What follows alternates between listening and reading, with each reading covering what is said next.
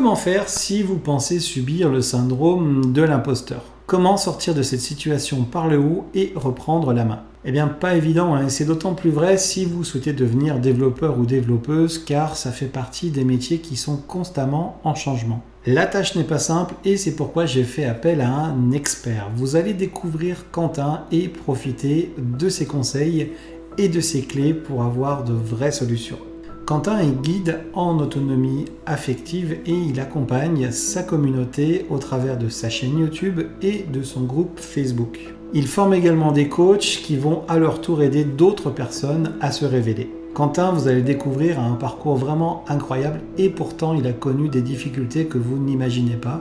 Il va nous en parler dans l'interview. Il fait partie de ceux qui nous montrent que tout est possible et ça a vraiment été un plaisir de partager ce moment avec Quentin et c'est aussi pour ça que je voulais vous le présenter. Petit bonus, on devait finalement se contenter au syndrome de l'imposteur, mais on a passé un tellement beau moment qu'on a parlé un petit peu plus et on a abordé également les difficultés quand on est perfectionniste et aussi quels sont les dangers et les solutions quand on est face à un burn-out et comment détecter qu'on commence à basculer tout doucement vers le burn-out. Je vous retrouve juste après l'interview. Installez-vous confortablement, ouvrez le popcorn, vous êtes prêts? C'est parti!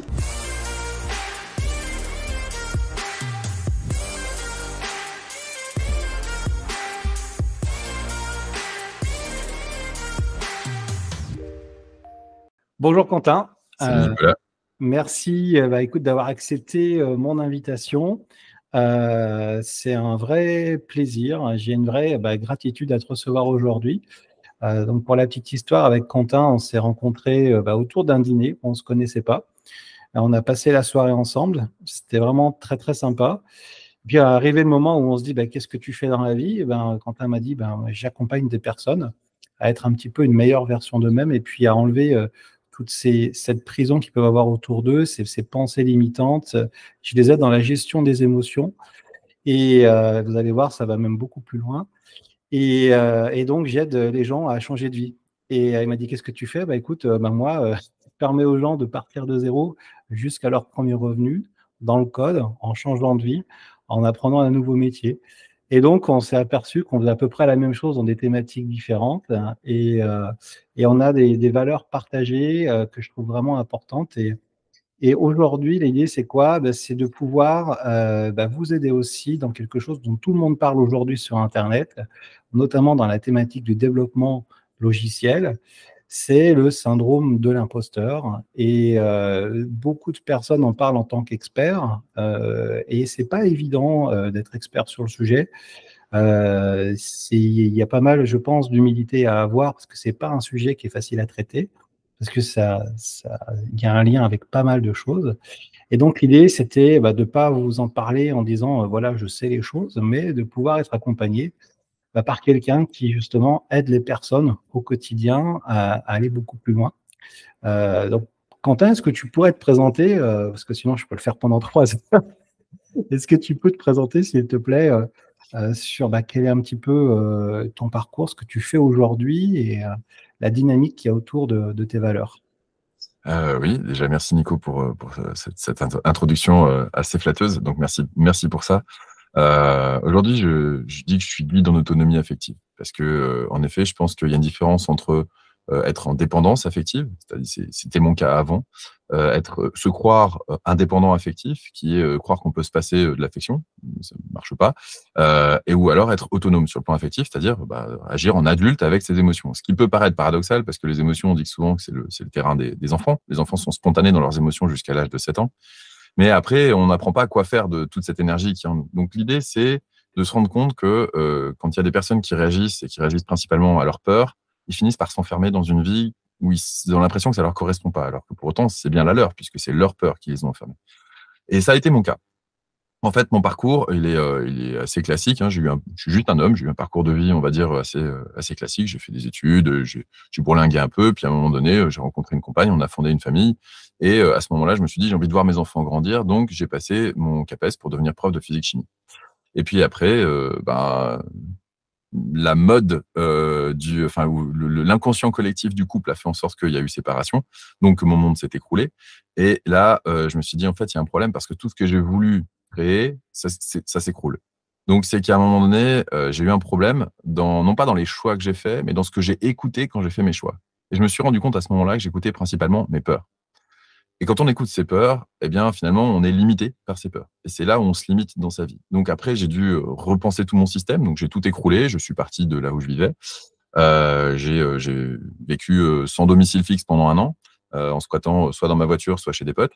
Et puis, pour essayer de remettre tout ça d'aplomb, pour prendre du recul par rapport à tout ça. Parce que tant qu'on est confronté à la conséquence de ses choix, on a du mal à remettre en question ce qui est à l'origine de ses choix. Moi, j'avais tout écroulé, donc je pouvais remettre en question absolument tout mon système. Et c'est ce que j'ai fait. Et à partir de là, j'avais déjà commencé à réfléchir un petit peu sur la psycho et tout ce genre de choses. À partir de là, j'ai commencé à accompagner des gens, en effet, à faire ce même travail pour sortir de la dépendance affective d'abord, dans un premier temps, puis ensuite pour gérer leurs émotions. Puis finalement, maintenant, je forme même des coachs en autonomie affective aussi, mais pas que. Enfin, je forme des coachs avec une méthode que j'ai mise au point. Et donc voilà, ça c'est la 2e année. L'année prochaine, en septembre, il y a la 3e promo qui rentre, donc assez sympathique. Et je suis parti je gagnais même pas suffisamment pour vivre et pour me payer un loyer à maintenant, je travaille en collaboration avec des gens. Donc ça commence à être quand même sacrément intéressant comme parcours. Et donc l'idée, c'est en effet d'accompagner des personnes à prendre conscience de ce qui vit en eux et de comment ça s'est construit, non pas pour leur dire quoi faire avec mes opinions ou avec mes valeurs, mais pour leur expliquer comment ça marche. Et une fois qu'on comprend comment ça marche, on peut s'orienter un peu plus facilement. Mais pour ça, moi, j'ai dû tout redécortiquer, tout redécomposer pour voir comment je fonctionnais. Et ensuite, il y a bien sûr plein de lectures théoriques. Je ne fais pas du projectif de mon expérience sur mes clients parce que je traite des clients qui ont plein de personnalités d'origines différentes. J'ai étudié, je ne sais pas combien plus d'une 50aine de livres du Jung, du Lacan, du tout ça. Enfin, je suis allé au fond des choses pour essayer de vraiment comprendre comment ça marche. Et en effet, pour finalement, comme tu le disais très justement, sortir de ce syndrome de passer à côté de sa vie et de pouvoir s'affirmer sans forcément être. Parce qu'il y a une nuance à avoir entre l'affirmation et l'imposition. S'affirmer, ça ne veut pas dire s'imposer. C'est pas la même chose. Il y a 2 mots en français, c'est pas pour rien. Et quand on s'affirme, eh bien, on devient légitime en tant que soi. Mais quand notre référentiel est basé sur le regard de l'autre, c'est-à-dire quand on est dépendant affectif, ça devient difficile de s'affirmer parce qu'on craint le regard de l'autre. Et donc là, il y a plein de peurs qui commencent à arriver. Ok. Donc, je pense que vous voyez tous que le contenu va être plutôt riche. Alors, prenez un petit peu de popcorn, installez-vous confortablement. Ok. Alors, on va parler de ce syndrome de l'imposteur parce que il y a beaucoup de gens qui le vivent dans le monde du développement logiciel parce que l'informatique au sens large, c'est quelque chose qui évolue constamment. Tous les 2-3 ans, il y a des renouvellements profonds sur certaines technologies. Et on avance en fait en marchant sur des sortes de sable mouvant. Et on a l'impression de toujours avoir une sorte de fuite en avant et de pas forcément réellement maîtriser les choses, surtout quand on voit des personnes plus en avant que nous y arrivent mieux. Et j'ai pris une petite définition du syndrome de l'imposteur sur un site qui s'appelle le Canadian Medical Association. Alors, je l'ai pris en anglais parce que ça faisait classe. Et ils nous disent « Le syndrome de l'imposteur est une tendance psychologique à la peur et à la remise en question. Il fait douter la personne atteinte de ses propres réussites et l'accable d'une peur persistante et internalisée d'être présenté comme un escroc, et ce, malgré ses capacités démontrées. » Est-ce que tu es d'accord avec cette définition ? C'est une définition qui me heurte pas. Je la trouve en effet tout à fait logique, fonctionnelle. C'est pas forcément comme ça que moi je la définirais, puisque pour moi, j'associe directement à une situation de cette manière-là une dimension non seulement émotionnelle, comme elle a été indiquée dans la définition que tu viens de lire, puisqu'on parle de la peur, mais aussi la manière dont on se construit. C'est-à-dire que exactement comme en informatique, en tout cas, à mon avis, on a compris comment on fonctionnait, puis après on l'a projeté dans l'informatique. On fonctionne par ce qu'on appelle le deep learning, c'est-à-dire, on va dire plus facilement, des neuroassociations basées sur une suite d'itérations. C'est-à-dire qu'on a une situation, on va la renouveler, on va la renouveler, on va la renouveler, et on va en extraire une constante, une loi, une norme, en fait, un écart type dans une gaussienne. C'est-à-dire que si je tente cet événement-là, statistiquement, ça risque de se passer comme ça, et à partir de là, on crée une certitude. Et puis ensuite, on passe au sujet d'après, on fait exactement la même chose. C'est comme ça qu'on construit son système de croyance, et c'est comme ça que, alors je donne un exemple très simple, c'est imaginons quand on est enfant et qu'on apprend à marcher, des fois on va tomber. Imaginons qu'un enfant soit pris les pieds dans un tapis et le tapis était bleu. bah, il se prend le pied dans le tapis la première fois, il va se demander, est-ce que je me suis pris, enfin, le cerveau se demande, est-ce que je suis tombé parce que c'était un tapis et que j'ai pas assez soulevé mon pied, parce que ça a changé de texture ou parce que c'était la couleur bleue? J'en sais rien. Et donc, on va, comme ça, réessayer. Puis, si on retombe sur un tapis rouge, on dit, non, mais on peut dire que c'est pas qu'un tapis bleu. Et comme ça, on peut créer des fausses neuroassociations. C'est-à-dire que si à chaque fois qu'on tombe, c'est un tapis bleu, eh ben, on va avoir peur du bleu, par exemple. Voilà, parce qu'on va s'être fait mal sur le bleu. Donc ça, c'est un exemple simpliste, hein. On est bien d'accord, c'est plus complexe que ça, mais ça permet d'appréhender assez facilement cette notion du syndrome de l'imposteur. Moi, ce que j'aurais vraiment envie de dire comme fonctionnement de base par rapport au syndrome de l'imposteur, c'est que on reproduit ce qu'on ne résout pas. Et si on a été éduqué par des adultes qui étaient des imposteurs à leur manière, eh bien, on a peur d'en être un soi-même parce qu'on en a souffert. Et tant qu'on n'a pas résolu cette problématique de est-ce que ce que j'affirme est valable ou pas, ça pose un problème. Et le problème, c'est qu'il y a beaucoup d'adultes qui prétendent savoir, qui prétendent nous dire de quoi la vie est faite, au lieu de dire bah, mon expérience de vie m'a amené à cette conclusion-là. Mais si ça se trouve, il y a d'autres points de vue qui sont tout à fait valables. Rien que cette humilité-là, en tant qu'adulte, fait en sorte que bah, moi, c'est mon chemin, je peux te guider sur ce chemin si ça t'intéresse, mais tu as le droit d'aller en chercher un autre. Voilà. Et bien ça, il y a peu d'adultes référents, éducateurs, qui le proposent. C'est on a nos peurs et on projette nos peurs sur nos enfants et ils vont affirmer, genre par exemple, ne fais pas ça, tu vas tomber, par exemple. Oui, mais tu vas tomber. Mais qu'est-ce que j'en sais en fait? Est-ce que je suis devin? J'ai une lecture de l'avenir? Il y a une forte probabilité par rapport à mon système de croyance à moi que tu tombes si tu fais ça. Et j'ai pas envie que tu te fasses mal parce que je t'aime, parce que j'ai pas envie de me faire chier aller à l'hôpital ou que sais-je. Et surtout, je vais t'empêcher d'apprendre par toi-même en faisant ça. Et je vais projeter mes peurs sur toi. Donc, dans le système éducatif, on a une projection de peur sur l'enfant qui fait que l'enfant, au lieu de chercher à éprouver son propre système de croyance face au réel, va chercher à absorber le système de croyance de celui qui nous apprend, tout en ne sachant pas s'il sera à la hauteur de l'attente de l'adulte. Il est tout le temps en train de se suradapter par rapport à la hauteur, au degré d'exigence demandé par l'adulte référent. Ça peut être un parent, un prof, ça peut être même de manière symbolique, un patron, un président. Vous voyez ce que je veux dire? On a toujours une figure d'autorité symbolique en soi qui va projeter sur nous le bon comportement. Et quand on joue le jeu, qu'on a le bon comportement et que derrière, on n'a pas la récompense promise, on se dit, il y a quelque chose qui ne marche pas trop là. Et donc, on se demande, est-ce que j'ai le bon comportement ou pas le bon comportement? Mais le référent, c'est pas ma construction de ma compréhension du monde. C'est pas ça c'est pas ce terrain-là sur lequel on emmène les enfants à se construire. C'est est-ce que tu as bien répondu à l'attente de l'autorité supérieure? Et cette autorité supérieure, elle reste toujours comme une espèce de glas, comme une espèce d'épée de Damoclès qui peut nous tomber sur la tête si elle n'est pas contente. Et on a tout sauf envie de provoquer cette colère parce que quand on est enfant, on est dépendant de ses parents. Et si on n'a pas l'amour de ses parents, on n'a rien à leur apporter en échange parce qu'on a une contrainte en permanence. Donc, ne pas décevoir l'autorité, c'est éducationnel.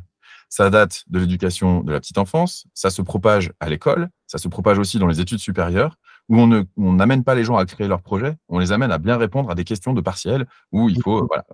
Donc ce manque de créativité et d'aller soi-même se confronter à la limite du réel, elle est assez prégnante dans notre culture collective. Donc, on est les enfants de nos parents, certes, mais on est aussi les enfants de nos contemporains. Donc, après, c'est à nous, en tant qu'entrepreneurs comme toi, comme moi, d'essayer de propager ce message, de dire, allez-y, confrontez-vous au réel, et en fonction de vos itérations et vos neuroassociations, vous allez voir là où vous en sortez, là où vous avez des difficultés, et puis vous pourrez très bien dire, là, j'ai des difficultés, je vais apprendre, et là, non, je m'en sors plutôt bien, donc là-dessus, c'est solide, je peux m'appuyer dessus pour l'instant.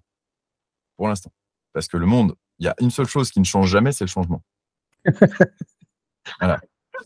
Donc le monde passe son temps à changer, et si nous, on cherche à évoluer dans ce monde avec des certitudes, on finira forcément vieux con. Pas le choix.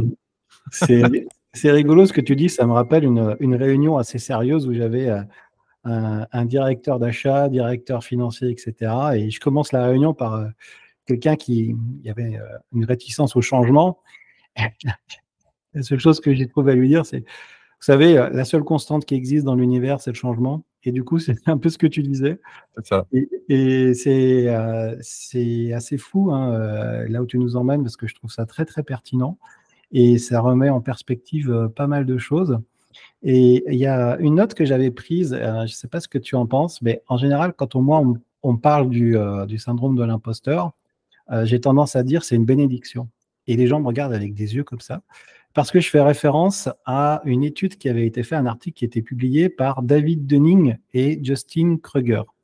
Donc, c'est le phénomène Dunning-Kruger qui rejoint ce que tu disais. Pour résumer, finalement, c'est incroyable de s'apercevoir que les personnes en général qui sont le plus sûres d'elles sont celles qui sont les moins compétentes. Parce que, contrairement aux personnes qui ne sont pas sûres d'elles, elles n'ont pas conscience de tout ce qu'il y a à faire pour réellement être compétent. Elles pensent l'être sans l'être vraiment. Et cette notion, ça revient à ce que tu disais sur la partie adulte, des adultes sont peut-être même en train de répéter ce qu'ils ont eu à l'école, parce que quand on faisait une erreur, on nous mettait du rouge sur la copie, quand on faisait du bon, on mettait du vert, et on nous apprenait à pas copier sur le voisin, alors que peut-être on réussirait peut-être mieux en équipe. Et du coup, les gens n'osent pas dire qu'ils ne savent pas, et ils veulent pas que leurs enfants aussi se sentent mal, et ils disent bon ben c'est comme ça et c'est pas autrement. Plutôt dire je sais pas, il y a peut-être une autre possibilité, donc ça freine la créativité. Et on a des parents qu'on peut retrouver parfois comme managers, et avec aussi ces deltas où les managers on dit mais, enfin, je suis sûr que ça arrive à pas mal de monde en disant mais ces managers, mais comment ça se fait qu'ils soient payés autant alors qu'on sait qu'ils sont mauvais? Et tu vois ce que je Le veux dire? principe de Peter, ça. Tu connais? Non, non, vas-y, Le vas-y. principe de Peter, c'est que, alors, c'était basé sur un ancien système social d'ascenseur social au sein d'une même société. Et en fait, tant que tu apportes satisfaction à ton poste, ben, on te propose un poste supplémentaire, puis un poste plus élevé, puis un poste plus élevé. Et en fait, au moment où on arrête de te proposer des postes au-dessus, ben, c'est qu'en fait, tu es arrivé aux limites de tes compétences. Donc, on est dirigé par des incompétents au final. Ouais, C'est le concept de base. c'est C'est assez intéressant. Après, il y a plein de choses qui me donnent envie de rebondir dans tout ce que tu as dit.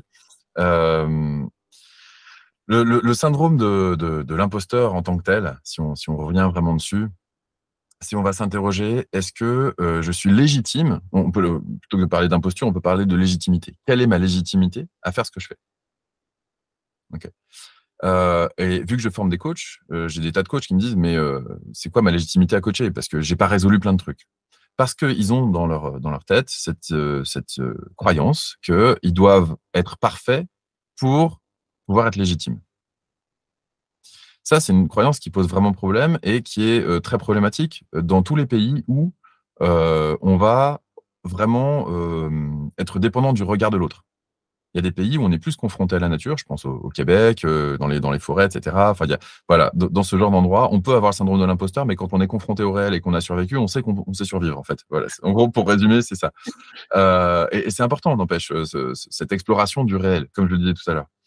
Et quand on est dans une dynamique où on est dans un pays où on va facilement montrer du doigt, on n'a pas le choix. C'est-à-dire que si on est montré du doigt, on est raillé, et on le voit en classe, hein, ce qui se passe à l'école est une espèce de prémisse de ce qui se passe après dans l'âge adulte. À l'école, un élève qui intervient, qui pose une question, si cette question est jugée bête par les autres, tout le monde se moque. Donc, ça pose un problème. C'est-à-dire que c'est soit je ferme ma gueule et je fais le canard, je fais profil bas et je dis rien et j'essaie juste de m'arranger avec moi-même, soit je me mets en avant, à ce moment-là, je me montre, tout le monde me voit et si je suis pas excellent, si je suis pas une star, ça marche pas. Et on le voit dans le milieu des arts, par exemple, notamment de la musique, parce que c'est un milieu que je côtoie régulièrement. Vous avez soit les gens qui sont associatifs, qui gagnent pas un sou, voire qui mangent pas à la fin du mois, etc. Et puis vous avez les superstars. Et entre, il n'y a pas d'intermédiaire dans ce qu'on propose. J'ai vécu en partie en Angleterre, et en Angleterre, vous avez par exemple une très grande culture des comédies musicales. Dans les comédies musicales, il y a ce qu'on appelle les undercover. C'est-à-dire que quand une personne qui est titulaire du rôle est absente, eh ben, on change la distribution et c'est une autre personne qui va prendre la suite, etc., pour pouvoir apprendre petit à petit à prendre des rôles un petit peu plus importants que ceux qu'ils ont, etc. Et donc, il y a une espèce d'apprentissage par l'expérience, chose qu'on n'a pas trop en France. On apprend par l'excellence de notre cerveau en France. On a des très bons mathématiciens, on a des très bons théoriciens de haut niveau, vraiment, de très, très haut niveau sur le plan international. Mais des praticiens, c'est moins dans le rapport au réel et ou à la matière est quelque chose de genre, c'est pour les gueux, quoi, presque. Tu vois ce que je veux dire? C'est pas forcément hyper valorisé. C'est aussi une des raisons qui fait, à mon sens, que dans l'inconscient collectif, la France se désindustrialise. Donc, à partir de là, on est dans une logique de soit je suis excellent, soit faut pas que je l'ouvre. Et qui est excellent? Celui qui a l'expérience ou celui qui a fabriqué un personnage qui prétend être excellent? Et là, on rentre, en effet, dans une espèce d'illusion de soi, c'est-à-dire qu'on a le réel de soi qui est confronté au réel et on a l'idéal de soi qu'on projette. Et quand on projette un idéal de soi suffisamment fort, eh bien, on va être capable de créer un personnage en soi et de projeter ce personnage sur tout notre entourage pour le valider. Donc, on va s'amuser à créer un personnage que notre entourage va valider de par ses réactions, dire ah ouais quand même, ah ouais, t'as fait ça, c'est chouette. Et il y a comme ça des gens on parle d'ego. Alors pour moi l'ego c'est autre chose, mais voilà, qui ont un ego démesuré, en tout cas qui sont des show-off. Mais quand on regarde bien, entre la personne qui est hyper timide et qui va juste décoller les affiches en passant entre le mur et l'affiche, tu vois, tellement elle ne se sent pas légitime d'exister, et la personne qui a un personnage tonitruant, tu es le gros show-off, le gros. Voilà. Mais en fait, c'est la même chose. C'est-à-dire que d'un côté, on cherche à ne pas exister en n'étant pas vu, et de l'autre, on crée un écran de fumée avec un personnage social qui en fait des caisses Ah oui. pour qu'on ne voit pas la profondeur de la personne qui est derrière. Et le syndrome de l'imposteur, il est basé sur ces deux comportements extrêmes. Comment est-ce qu'on en sort? Comment est-ce qu'on devient légitime? Eh bien, on devient légitime par l'expérience. C'est-à-dire, j'ai appris des choses, je les ai confrontées au réel, et ensuite, j'ai validé ou j'ai invalidé ce que j'avais appris. Je vais renforcer ce que j'ai appris qui fonctionne, et je vais remettre en question ce que j'ai appris qui fonctionne pas. Ça s'appelle le processus de correction d'erreur. Et il n'y a que comme ça qu'on apprend. On apprend que par ce processus-là. Donc, si on n'ose pas accepter l'erreur parce qu'il y a un jugement social derrière, on s'empêche de progresser. Donc, cette peur de ne pas être légitime, elle est intéressante parce qu'elle met le doute et elle permet justement de se remettre en question. Je te rejoins là-dessus. Donc, c'est quelque chose de fantastique parce que quelqu'un qui ne doute pas, c'est quelqu'un qui est plein de certitudes, et quelqu'un qui est plein de certitudes, il va droit dans le mur. Parce que le monde ne fait que changer, on l'a dit tout à l'heure. Donc, l'idée, c'est de se dire, OK, j'ai des interrogations, je vais regarder dans le réel comment ça marche, et pas dans mon idéal comment ça marche, et pas dans mes projections mentales comment ça marche. Je vais me confronter aux faits et je vais accuser réception des faits, même si c'est pas satisfaisant. Même si c'est pas ce que je voulais au départ, je vais regarder le réel et j'ajusterai en fonction. Et ce qui est important, notamment en codage ou en informatique, parce que j'ai fait forcément dans mes études de sciences, j'ai fait aussi un peu de programmation. Ok, on n'en a pas parlé. Okay. Non, on n'en a pas parlé. J'ai fait de la programmation en hexadécimal sur des cartes mères pour gérer des microprocesseurs multitâches en temps réel sur des machines-outils. On en reparlera. Ça fait longtemps. Mais en gros, si tu veux, c'était l'émergence de l'orienté objet à l'époque. D'accord. Au niveau de ce genre de programmation. Donc, c'était quand même assez intéressant. Et en fait, ce que je découvre par rapport à ça, c'est que quand on est un bon élève, on cherche à bien faire et à bien apprendre. Mais il y a une grosse différence entre vouloir bien faire les choses et chercher à bien vivre les choses. Bien les vivre, ça veut dire accepter l'erreur et puis accepter cette correction d'erreur. Vouloir bien faire les choses, c'est refuser l'erreur et chercher la perfection. Est-ce que la perfection fait partie du monde des humains? Donc, ça apporte une bonne grosse réflexion sur, OK, finalement, je vais apprendre quelque chose et je vais essayer de le développer au maximum. Donc, et puis après, j'ajusterai. Alors, je vais revenir à une problématique que tu as évoquée, sur laquelle j'avais envie de rebondir aussi. Et après, je pense que j'aurais fini les réactions que j'avais envie de faire par rapport à ce que tu as dit juste avant. Tu parlais de la difficulté dans le milieu informatique de cette mouvance permanente et donc de cette réhabilitation ou réajustement en permanence soit de ses compétences, soit de etc. Est-ce qu'on est compétent ou pas? Alors, comme on l'a dit, il n'y a qu'une seule chose qui ne change pas, c'est le changement. L'informatique, ça va très très vite aussi. Donc, on peut se poser la question, comment on fait? Ce qu'on est en train de voir, c'est quoi? C'est que c'est les outils qui changent. C'est les langages qui changent, c'est la vitesse des microprocesseurs qui change, c'est même l'intelligence artificielle qui arrive qui change. Voilà, il y a toutes ces choses-là qui changent. Ok, ça, ce sont des outils. Donc forcément, je vais prendre l'analogie dans la construction d'un bâtiment. Si on change, avant on avait des tournevis, maintenant on a des visseuses, oui, en fait, notre outil est plus puissant. Mais est-ce que c'est ça qui va faire en sorte qu'on va être compétent? Quand on est d'abord exécutant et suiveur de l'exigence de l'adulte, on va chercher à bien maîtriser les outils pour être valorisé par ça, et donc on est un bon technicien. Okay. Et on cherche à être un bon technicien, et on veut être reconnu comme étant un bon technicien. Donc, si on est valable sur un AS400, on sera super bon sur un AS400, mais sur un XT3000, on n'y arrivera pas. Bon, mais ça, c'est quand on a une logique d'exécutant en tant que technicien. Quand on fait du code, au-delà de la technique, même si elle est importante parce qu'elle permet d'être plus efficace, d'être un meilleur codeur, bref, il y a des tas de choses qui sont intéressantes dans la technique ou qui est moins d'erreurs, principalement aussi. C'est une chose assez importante parce que le débugage, c'est assez long et assez pénible. Donc, autant coder bien d'entrée de jeu ou au maximum, tant qu'on peut. Et donc, la problématique, c'est plutôt la structure. C'est plutôt sur quel pattern je vais construire les choses. Donc, finalement, il y a être un bon technicien, qui est finalement l'ouvrier qui va, le maçon qui va monter le mur. Et puis, pour moi, on ne peut pas se résoudre à ça. C'est pas suffisant, notamment pour sortir du syndrome de l'imposteur, parce qu'on peut être un très bon exécutant, mais encore une fois, si l'outil change, ça ne marchera pas. Et donc, il n'y a pas qu'un très bon exécutant, il y a aussi rentrer dans une logique de conception. Quelle vision j'ai de mon travail? L'outil est un moyen d'arriver à quelque chose. C'est pas par l'outil que vous aurez votre reconnaissance, c'est par quelque chose qui est plus global. La reconnaissance qu'on a, c'est parce qu'on a une architecture dans notre tête, on monte l'architecture du truc, on le code, et du coup, ça fonctionne à peu près avec ces outils-là. Peut-être qu'on va devoir modifier un petit peu l'architecture, mais ça remet vachement moins en question nos compétences si c'est juste un outil qu'on doit adapter, ajuster, etc., que toute une architecture a changé. Et quand on est à l'échelle de l'outil et pas à l'échelle de l'architecture, et qu'on cherche une reconnaissance à ce niveau-là, bah forcément, si l'outil change, on perd sa reconnaissance. Donc, on perd sa place et on se sent plus légitime. Donc, moi, j'ai envie de dire, pour sortir du syndrome de l'imposteur, osez vous confronter au réel et chercher à vous élever par rapport à ce que vous faites comme métier. Et déjà, vous verrez que c'est pas comment est-ce que je sors du syndrome de l'imposteur, c'est comment est-ce que je construis une légitimité. Ce qui n'est pas pareil. Écoute, merci parce que en fait, ça appuie un point que je mets en avant assez souvent, que la communauté connaît bien maintenant. C'est appuyez-vous sur vos fondamentaux pour pouvoir pivoter quand les technologies justement changent et pouvoir continuer. Et, et c'est un très très beau conseil, je te remercie. J'avais un autre truc, mais c'est zappé, je reviendrai plus tard là-dessus.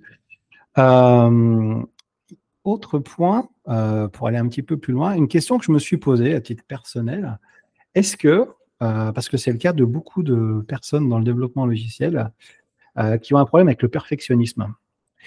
Et le perfectionnisme, alors juste avant, parce que ça vient de me revenir, l'autre point aussi que je mets plutôt en avant, parce que les gens n'ont pas forcément conscience quand ils font une reconversion professionnelle, ils découvrent tout ce qu'on peut faire en développement informatique. Et le premier réflexe qu'ils ont, c'est de se dire, bah, faut que j'apprenne un langage de programmation, même plusieurs, et plus j'en mets sur le CV, et mieux c'est. Et en fait, je leur dis, mais attention, parce que le langage de programmation, c'est le moyen, et ça ne doit pas être l'objectif. Et l'objectif, c'est les projets. Et notamment ces projets qui vont permettre de faire les erreurs et les vraies erreurs. Ce que, encore une fois, on ne nous apprend pas à faire à l'école, hein. Quand on fait des erreurs, c'est qu'on ne fait pas bien, alors que, comme tu le disais, c'est la meilleure façon d'apprendre à courir en marchant avec le tapis. Donc, À une nuance près, et après je te laisse finir, ouais, c'est vas-y, vas-y. quand il y a erreur qui est produite, il faut qu'il puisse y avoir une correction d'erreur. Et Oui, plus elle est rapide, ouais. c'est-à-dire plus il y a quelqu'un qui va venir nous permettre de réajuster notre action, et plus on apprend vite. C'est un point que j'avais vu aussi notamment par rapport aux jeux vidéo, où Mmh. quand on commence à jouer aux jeux vidéo, il y a beaucoup d'itérations et de retours tout de suite sur ce qui marche pas, et on peut développer des choses plus rapidement. Ouais. Donc, alors pour revenir sur le dernier point, enfin un autre point, c'était donc ce perfectionnisme, c'est un fardeau pour pas mal de gens en développement logiciel parce que les projets, eh bien, il y a une date de fin, il y a un budget, et quand on est perfectionniste, il faut à un moment savoir choisir, et choisir, c'est renoncer. Et du coup, quand on est perfectionniste, on se dit, ça rejoint ce que tu disais, c'est est-ce qu'il faut faire les choses parfaitement pour éliminer ce syndrome de l'imposteur? A priori, non. A priori, il faut avoir Moi, je pleine conscience des choses, et c'est ce que tu disais tout à l'heure. C'est pas le chemin que je propose. Alors, le perfectionnisme, en effet, c'est quelque chose auquel moi je suis souvent confronté dans mon travail, mais alors pas que pour les coachs que je forme, mais aussi pour les personnes que j'accompagne, qui cherchent à être, par exemple, l'enfant parfait de leurs parents. Ah oui. Mmh. Voilà. L'enfant parfait, le mari parfait, la femme parfaite, voilà. Essayer. Et en fait, on se rend compte que moi, je pose la question du référentiel. Cette perfection, comment est-ce que tu peux définir que tu l'as atteinte un jour? Mmh. C'est quoi la perfection pour toi? Et on s'aperçoit que la perfection est complètement subjective. Alors que quand on est perfectionniste, on croit elle est absolue. Et là, on se rend compte que cette perfection, elle ne dépend que de soi. Ce qui est parfait pour soi n'est peut-être pas parfait pour le voisin. Et en fait, on recherche une forme d'universalité, comme si on recherchait d'atteindre un idéal type divin pour être parfait, donc être irréprochable. Mais imaginez 2 secondes qu'un parent soit parfait pour son enfant pendant tout l'apprentissage de son enfant. Il soit vraiment parfait.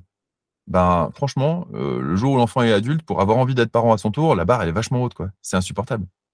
On a besoin de l'erreur pour pouvoir progresser, pour pouvoir grandir, même à échelle collective dans l'humanité. Les névroses, à mon sens, sont nécessaires, et on a besoin de transmettre des névroses à nos enfants pour leur donner envie de faire mieux que nous. Moi, j'ai mis un enfant au monde parce que j'avais envie d'être un meilleur parent que mes parents. Mmh. J'ai accepté ce rôle-là parce que je me suis dit: «Mais je sens que je peux faire mieux».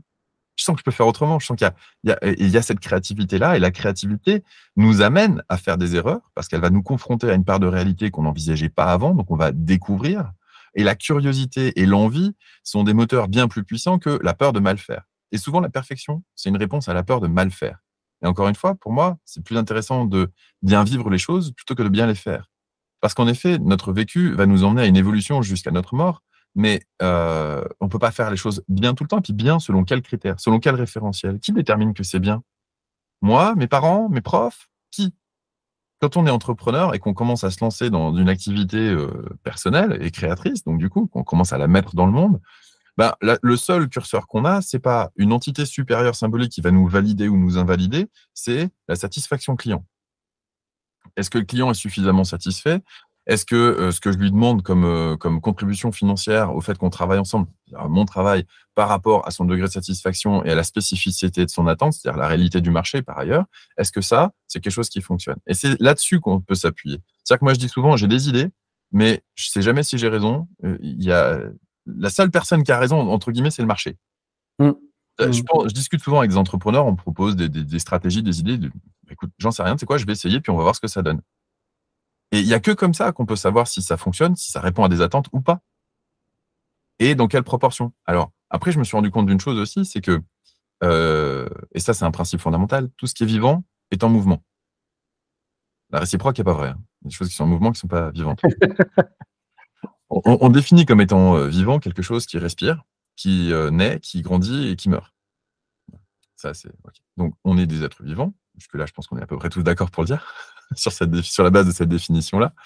Et donc, au sein de cette vie, on est dans une évolution. Cette évolution demande une mise en mouvement. Si jamais on attend la perfection avant de mettre ça dans le monde, ça veut dire qu'on s'empêche d'être en mouvement. Donc, on n'est pas vivant. Et on le sent bien, pendant tout ce temps-là, on se met la pression, on a des sueurs froides, on n'ose pas, etc. Et là, c'est un gros problème de recherche de perfection, de regard des autres. Donc, c'est un gros problème de dépendance affective, finalement, parce que ça veut dire qu'on a peur. Et c'est en fonction de ce qu'on projette du regard de l'autre qu'on va laisser notre peur ou pas guider ce qu'on fait. Mm. Donc, cet idéal qu'on fabrique en termes de perfection, finalement, devient contre-productif parce qu'au lieu de faire les choses, entre guillemets, bien et les apporter au monde et contribuer de manière constructive au monde, eh bien, on ne les fait pas.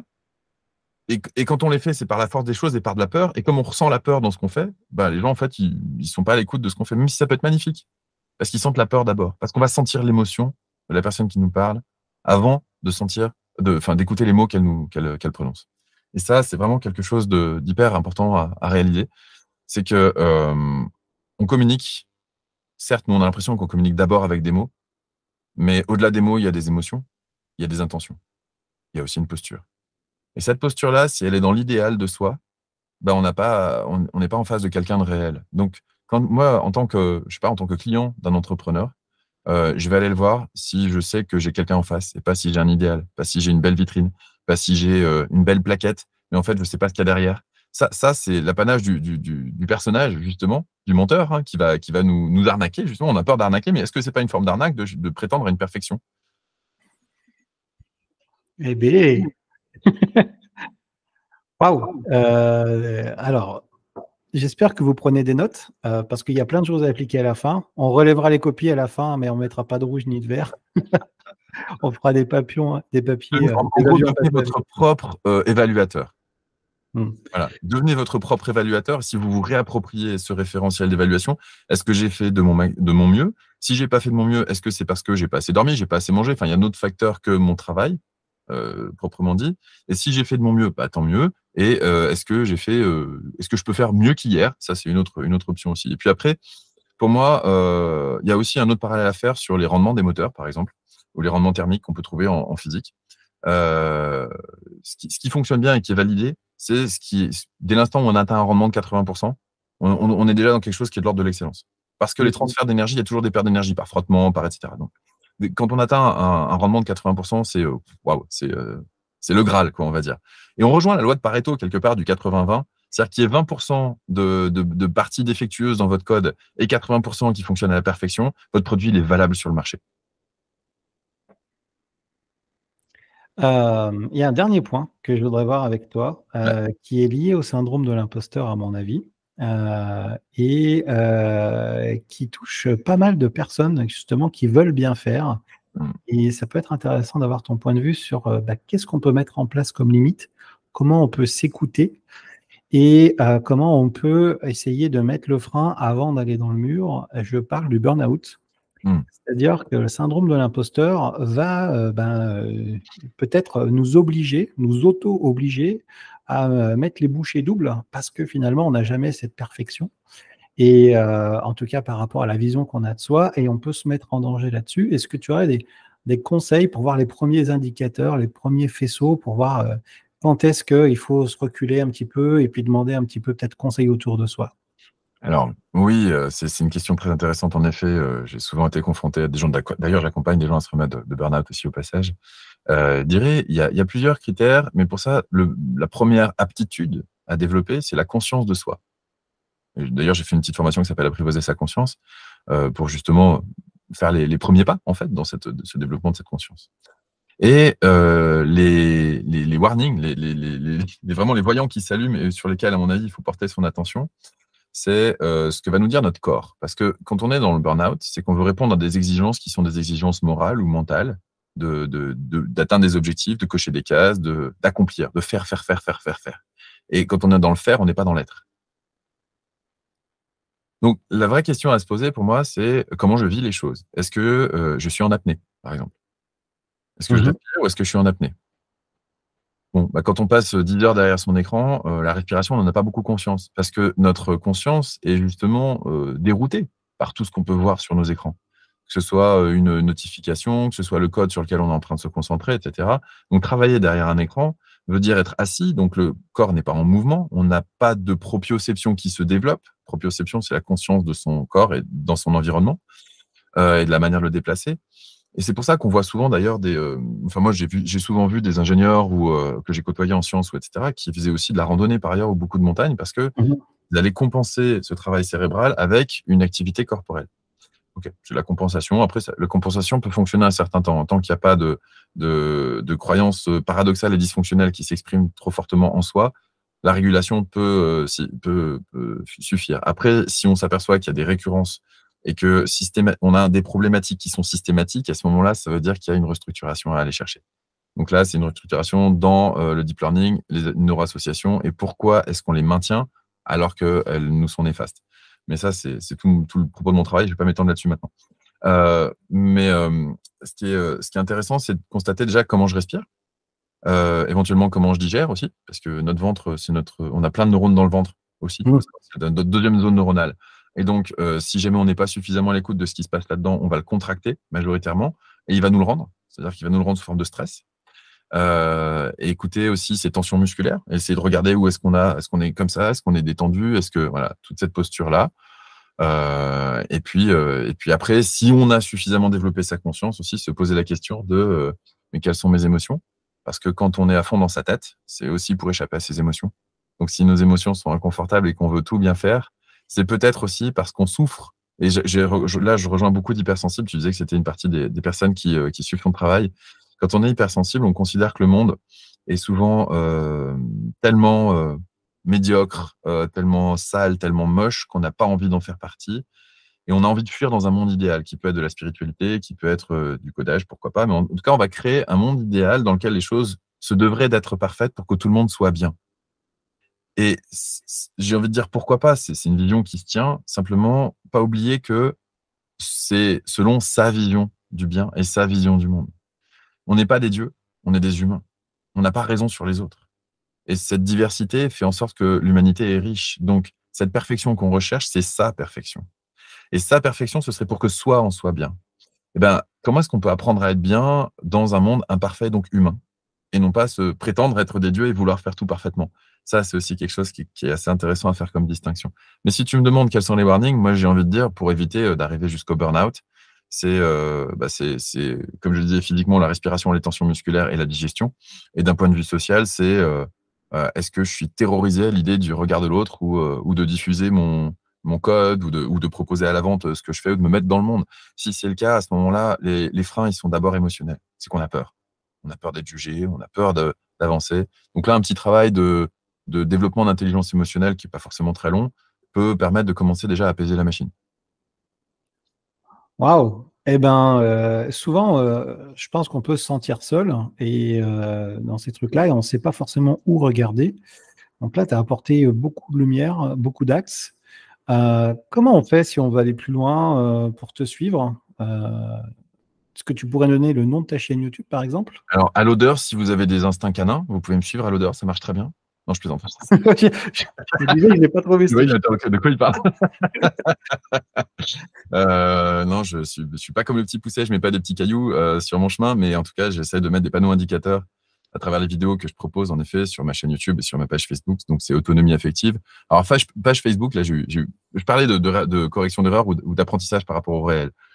À une époque, j'ai développé une page Facebook qui s'appelait donc tout simplement autonomie affective et un jour, Facebook me dit on a bloqué votre page, vous n'avez plus accès, elle peut rester, mais vous n'avez plus accès aux promotions, vous ne pouvez plus booster vos publications, vous ne pouvez plus faire de pub. Et là, je fais il y a 60 000 personnes qui me suivent, et là, tu es en train de me dire que ma page, elle est morte. Et en plus, c'est des algorithmes qui sont complètement opaques et abscons. J'ai pas compris pourquoi, parce que au niveau déontologique, j'ai pas propagé de messages haineux, j'ai pas transgressé la loi, donc je comprends pas la règle. Et on m'a dit que j'ai transgressé la règle. C'est compliqué ça à accepter. Et il m'a fallu pas mal de temps, et donc du coup, j'ai développé une deuxième page. Je me suis dit, bah, c'est pas grave, ok, tant pis, j'ai compris. Enfin, j'ai pas compris, mais je repars de zéro, puis j'essaierai de faire au mieux. Et de toute façon, j'avais besoin de ce média-là pour proposer mon travail.